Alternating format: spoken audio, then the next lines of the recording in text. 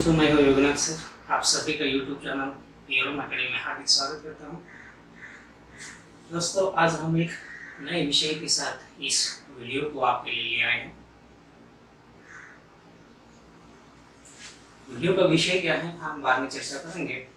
सबसे पहले हम एक सामान्य जानकारी देखते हैं। अनेक महानुभावों अर्थात कवियों और साहित्यकारों के काव्यों, कहानियों और उपन्यासों से निर्मित हमारे हिंदी साहित्य को दोस्तों मुख्यतः 3 विभागों में खंडित किया जाता है। पहला होता है प्राचीन काव्य, दूसरा होता है मध्ययुगीन काव्य और तीसरा आधुनिक काव्य या आधुनिक साहित्य। इसमें से प्रमुखतः मध्यकाल का जो साहित्य है उसे भी 2 भागों में विभाजित किया जाता है। पहला होता है भक्तिकालीन काव्य और दूसरा होता है रीतिकालीन। भक्तिकालीन की बात करें तो उसमें भी 2 प्रमुख पंथ हैं। एक है निर्गुण काव्यधारा या निर्गुण पंथ, दूसरा है सगुण पंथ। सगुण पंथ का मतलब होता है जो व्यक्ति या जो लोग ईश्वर को, प्रभु को सगुण या साकार रूप में मानते हैं, जैसे मूर्ति पूजा वगैरह, मूर्ति के रूप में, आकार के रूप में प्रभु को मानने वाले लोग और उनकी विचारधारा के लोग, यानी सगुण पंथ। और निर्गुण पंथ इसका मतलब होता है कि जो कवि, जो साहित्यकार ईश्वर को निर्गुण, निराकार या निरूप के रूप में मानते हैं, ईश्वर को घट घट में, कण कण में व्याप्त है, इस प्रकार की विचारधारा रखते हैं, ऐसे साहित्यकारों, ऐसे कवियों, ऐसे भक्तों का पंथ यानी निर्गुण पंथ। दोस्तों, इसमें इस निर्गुण पंथ की काव्यधारा का नेतृत्व हमारे हिंदी साहित्य मध्यकालीन युग में हमारे महान संत कबीरदास ने किया है। वैसे तो कहा जाए हिंदी साहित्य के बारे में और हिंदी साहित्यकारों के महानता के बारे में कहा जाता है कि सुर सुर तुलसी शशि केशव उग्गन दास, सुर सुर तुलसी शशि केशव उग्गन दास, बाकी कवि खजनू समान जहां तह कर दे प्रकाश। अर्थात सूर्य ने, सूरदास जो कि सूरज के समान है हिंदी साहित्य में, जिसके आलोक में बाकी सभी ग्रह तारे खरे टिमटिमाते हैं। तुलसीदास इसी प्रकार सूरज के समान, सूरज तो नहीं परंतु चंद्रमा के समान है, जो अपनी शीतलता से सभी को अभिभूत कर देते हैं। तीसरे केशवदास, वह भी शुक्र तारे के समान है। और इन तीनों के सामने बाकी कवि, बाकी साहित्यकार खजूर के समान है, जो जहां तहां टिमटिमाते हैं। परंतु दोस्तों, मैं इन तीनों महान साहित्यकारों की पंक्ति में कतार में एक और नाम जोड़ना चाहता हूँ, वह है कबीरदास का। कबीरदास को कौन नहीं जानता। आज उनको गए हुए, गुजरे हुए कई साल बीत गए, यूं कहिए एक जमाना बीत गया, फिर भी बावजूद इसके आज भी उनकी विचारधारा, उनके दोहे, उनकी कविताएं हमारे आज के आधुनिक समाज के लिए प्रासंगिक हैं। उनकी आज भी आवश्यकता पड़ती है। तो देखते हैं कबीरदास को और उनकी साखी को। पहला मुद्दा हमने देख लिया प्रास्ताविक अर्थात भूमिका, दूसरा है संत कबीर।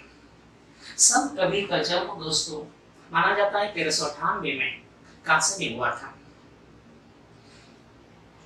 गुरु रामानंद तीर्थ के शिष्य कबीरदास जी काशी में जन्म हुआ, काशी में पैदा हुआ और जीवन के आखिरी दिनों में वे मगहर में रहे। वही अपने चंद लम्हों को बिताते हुए वही उन्होंने अपने चिर निद्रा में भगवान को प्राप्त हुए, अर्थात चिर निद्रा में सो गए। कबीरदास का आविर्भाव उस समय, ऐसे समय में हुआ जब समाज में धार्मिक, सामाजिक, राजनीतिक क्रांति अपने चरम सीमा पर थी। कबीरदास क्रांतिदर्शी कवि थे। उन्होंने अपने विचारों से समाज को सुधारना चाहा। उस समय समाज में अनेक प्रकार के अंधविश्वास थे, रूढ़ियां थी, परंपराएं थे, आडंबर थे। पंडितों और मौलवियों ने समाज को तरह तरह के आडंबर और पाखंडों में जकड़ कर रखा था। एक प्रकार का शोषण भी लोग कर रहे थे, परंतु कबीरदास तथा उनके समकालीन कवियों ने समाज को सुधारने का एक प्रकार से बीड़ा उठा रखा था। कबीरदास की कविताओं में या साखियों में या दोहों में इस प्रकार समाज सुधार की भावना, समाज चेतना की भावना दिखाई देती है, स्पष्ट दिखाई देती है। बोलचाल की भाषा में लिखे गए उनके ये दोहे हमारे मन को छू लेते हैं। वे शास्त्रीय ज्ञान की अपेक्षा अनुभव ज्ञान को ज्यादा महत्व देते थे। उन्होंने अपनी कविताओं के माध्यम से या दोहों के माध्यम से जन चेतना या जन भावनाओं को जन जन तक पहुंचाने की कोशिश की है।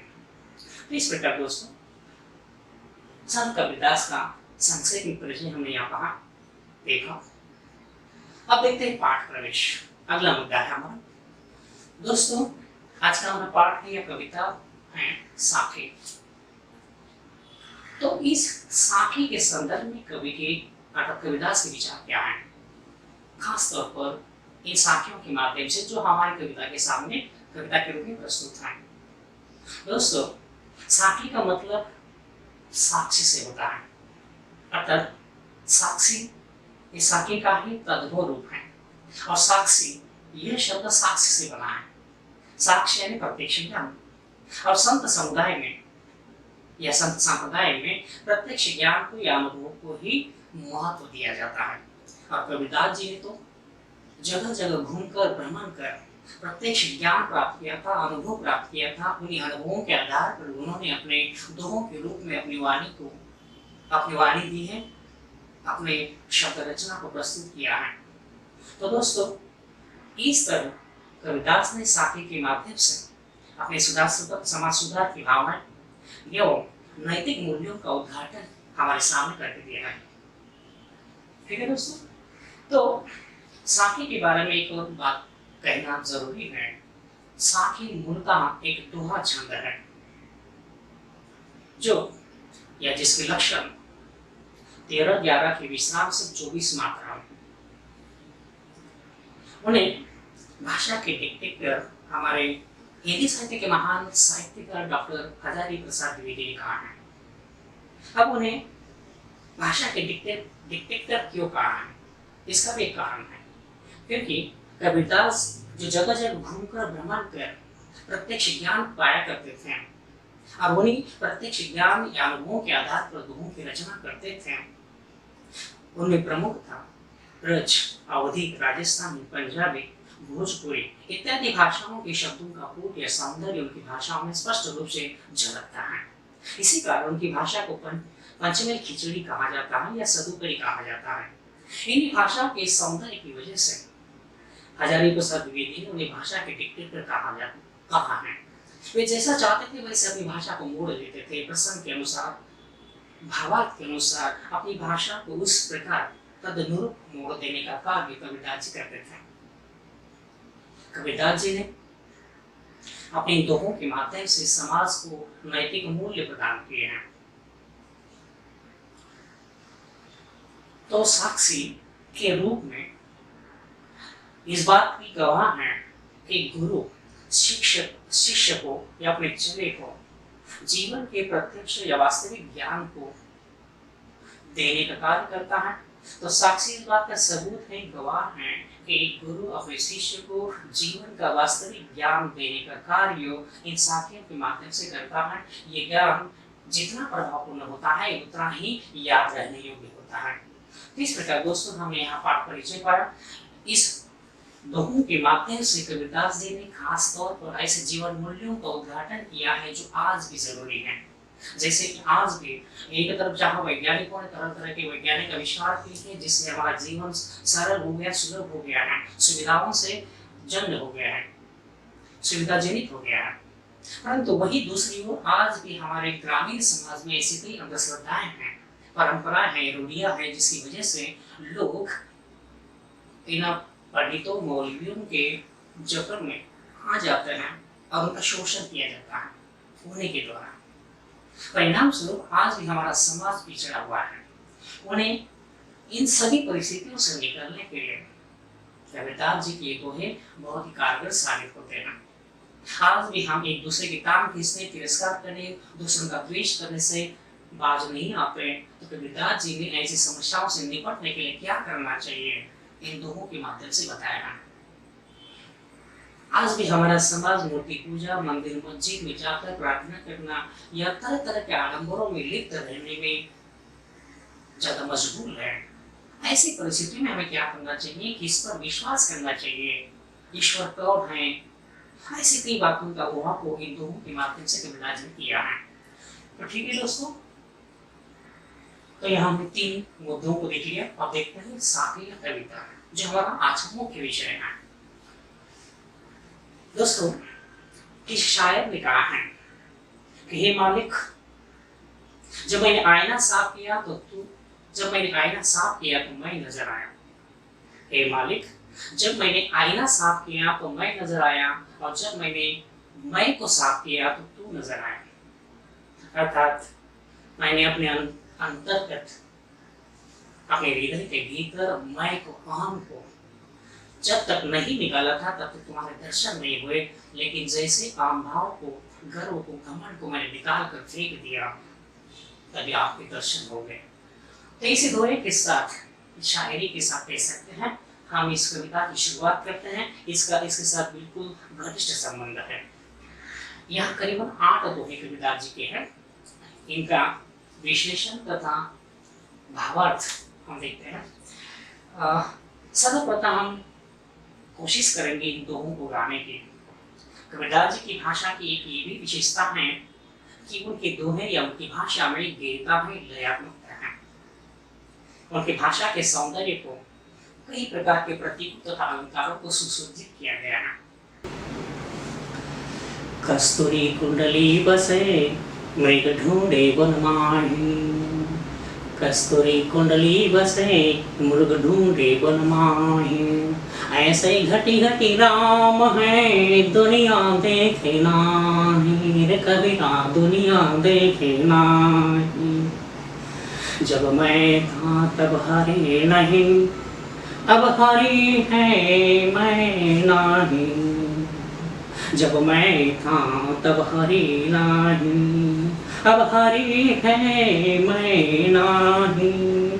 सब दियारा मिटी गया जीपति, जब दीपक देखा माही रे कबीरा, दीपक देखा माही। सुखिया सब संसार है खाए और सोए, सुखिया सब संसार है खावे और सोए। दुखिया दास कबीर है जागे और सोए रे कबीरा, जागे और सोए। बिरह भुवंगम तन बसे मंत्र न लागे कोई, बिरह भुवंगम तन बसे मंत्र न लागे कोई। राम वियोगी ना जीवे, जीवे तो बहुरा होई रे कबीरा, जीवे तो बहुरा होई। निंदक नेड़ा राखे, निंदक नेड़ा राखे, आंगनी टूटी मंदाई। बिन साबुन पानी बिना निर्मल करे सुबाई रे कबीरा, निर्मल करे सुबाई। पोथी पड़ी पड़ी जगमुआ, पोथी पड़ी पड़ी जगमुआ, पंडित भयान कोई। पोथी पड़ी पड़ी जगमुआ, पंडित न भया कोई। एक असीर पीव कहाँ पढ़े सुपंडित होई रे कबीरा, पढ़े सुपंडित होई। हम घर जाया आपना, हम घर जाया आपना, लिया मुरारा हाथी। अब घर जाया तास का, अब घर जाया तास का, ज चले हमारे साथी रे कबीरा, ज चले हमारे साथी। थैंक यू दोस्तों, उम्मीद है आपको मजा आया हो। कोशिश करना इस प्रकार ज्ञात्मकता के साथ, लयात्मकता के साथ इन दोहों को गाने की सचमुच मजा आएगा। तो दोस्तों, प्रस्तुत है इन दोहों को भावार्थ के रूप में विश्लेषण हम देखते हैं। ऐसी बानी बोलिए मन का आपा खोए, अर्थात बानी का मतलब होता है वाणी या वचन।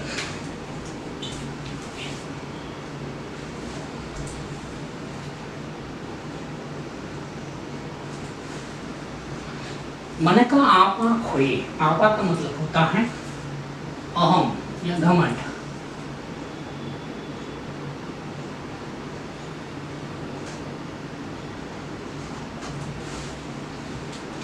अपना तन शीतल करे, तन यानी शरीर,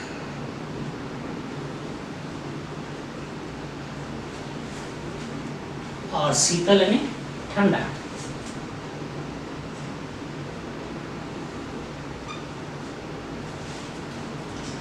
और उनको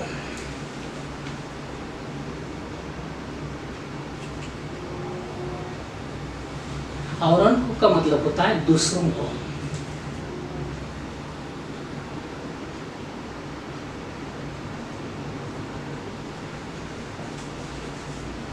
खोई यानी मिलना, प्राप्त होना। तो इस दोहे का मतलब ऐसा हो सकता है दोस्तों कि हमें ऐसे वचन, ऐसी वाणी बोलनी चाहिए जिससे हमारे अपने मन का अहम भाव जो है, गर्व जो है, घमंड जो है, नाश हो जाए। हमें ऐसे मधुर वचन बोलने चाहिए जिससे हमारे अपने हृदय के घमंड के भाव नष्ट हो जाए या जिनको हम खो दें। अपना तन शीतल करें।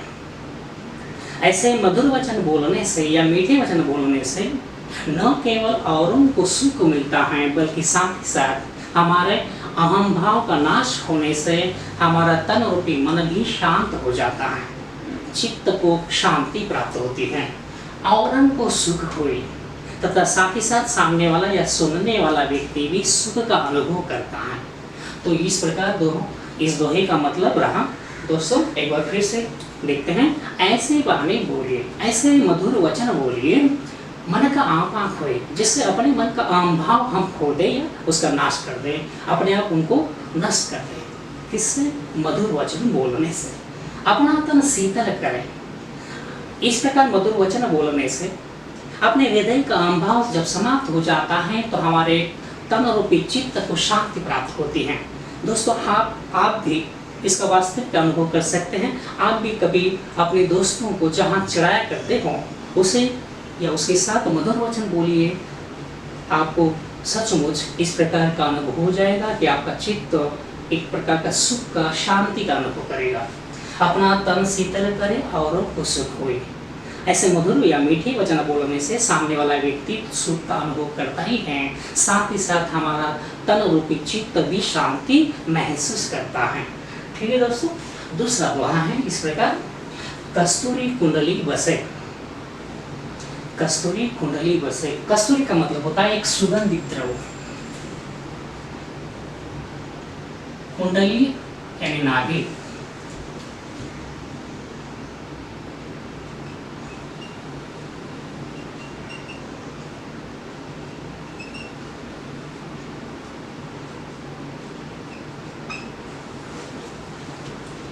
बस है यानी विराजमान होना, वास करना।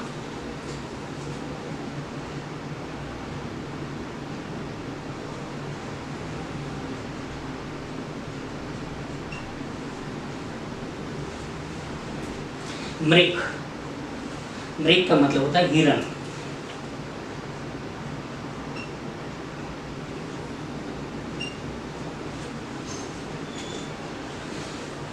वन और माही।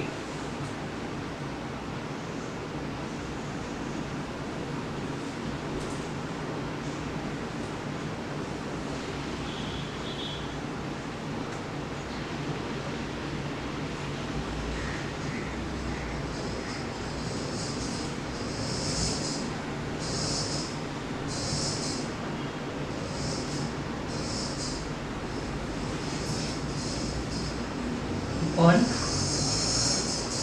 जंगल,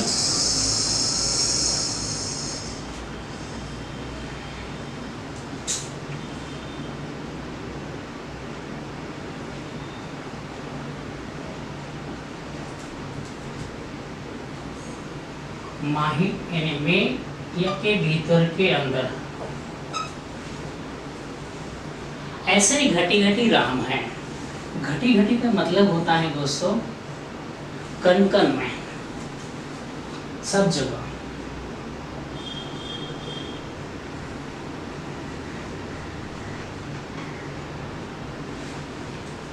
राम है, राम है प्रभु।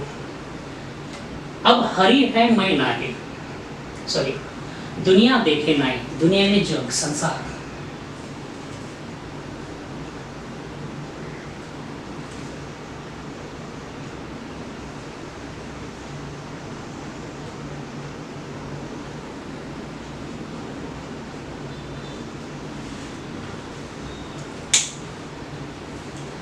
इस दोहे का अर्थ या मतलब इस प्रकार हुआ कि कस्तूरी कुंडली बसे, अर्थात कस्तूरी नामक सुगंधित द्रव हिरण की नाभि में होता है।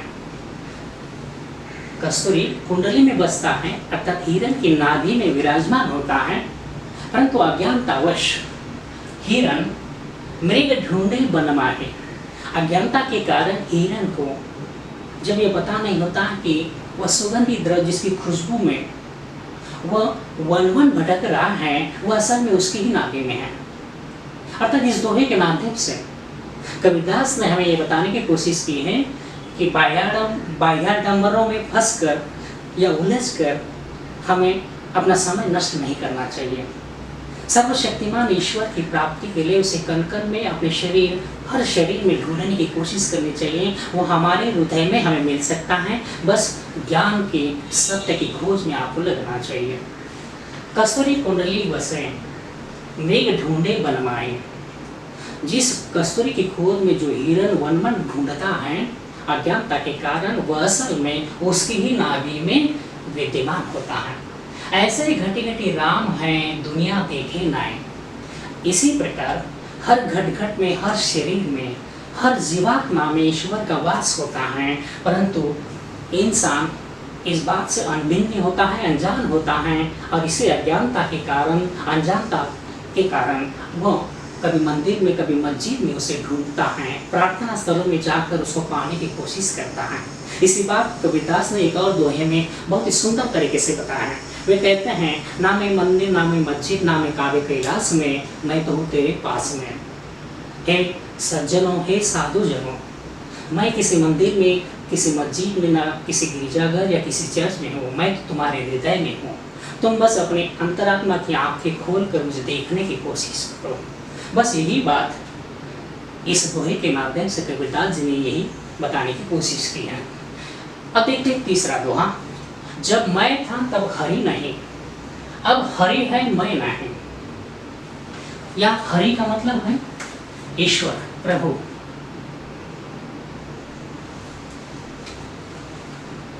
और मैं